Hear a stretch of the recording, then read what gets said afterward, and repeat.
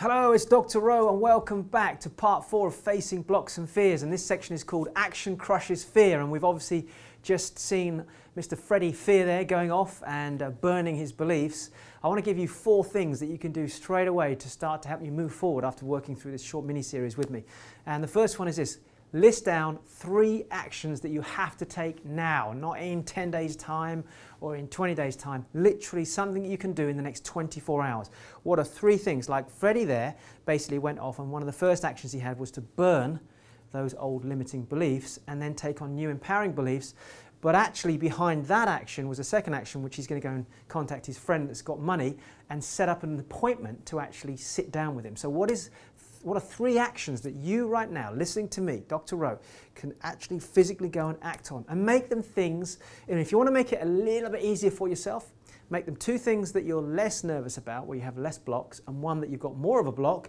If you want to make it a bit more tricky for yourself, then make all 3 of them 3 actions that you know you've been putting off because of fears that you had before, because of limiting beliefs that you had before.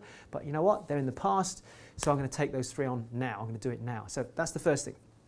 The second thing is this, and I really want to stress this out. We just heard Freddie talk about this.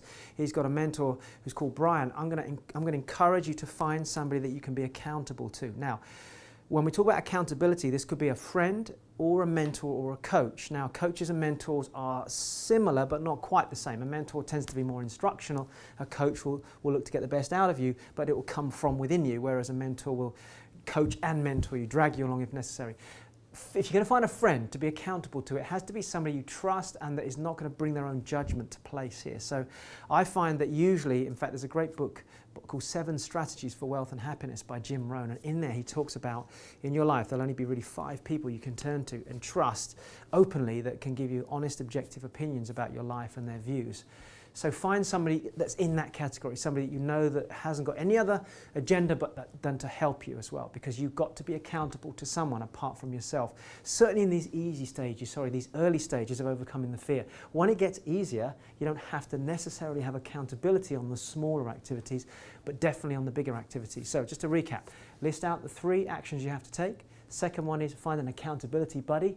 Third one is remind yourself of your new beliefs and act on them now. So if you're writing this down, remind yourself of your new beliefs and act on them now. So hopefully you've got written down at least between 3 and 5 strong positive beliefs about you as a person, about the area that you want to go into. So let's say, for example, it's to do with dealing with rejection or dealing with failure.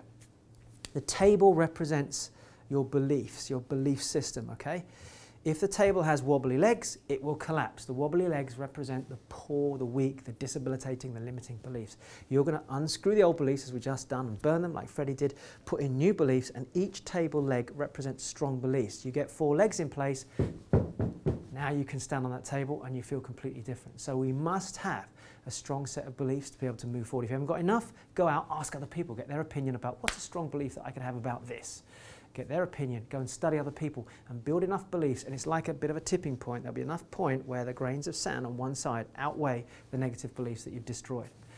That's the third thing. And the fourth thing is celebrate. You've really got to celebrate and reflect and then move forward each time. So the fourth thing here, if you're writing it down, is celebrate and reflect, meaning celebrate on your actions and then reflect on those actions. What worked, what didn't work so well, what emotions came up, deal with them, and move forward. You've got to be constantly moving forward. Identify any new beliefs that might come up that might be slightly wobbly, see them for what they are, understand the consequences, get rid of them, replace them with a new leg, a new belief, and keep moving forward. And it's a little bit like we're building a ladder. Each time we go up the ladder, a set of steps, for example, could be steps. You're going up the steps, up the steps, up the steps.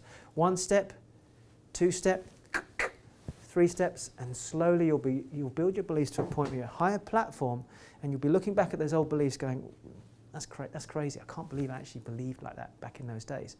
But of course now we're standing on a higher platform, and the next project is a bigger project, and there's going to be a new set of beliefs to build.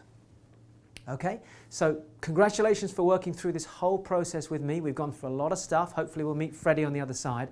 do come and take the time to have a look at the subscription series. Come and join me, because these mini-series only have a short space of time to spend with you. But on the other side, I get to interview some amazing people. I get to take you on a bigger journey, give you specific action plans, work you through some of the processes that I work with, everything from communication to beliefs, to health, relationships, money management, extracting yourself from your career into a whole new business, and a whole bunch of other stuff as well. So I look forward to seeing you on the other side. My name is Dr. Rowe, signing out.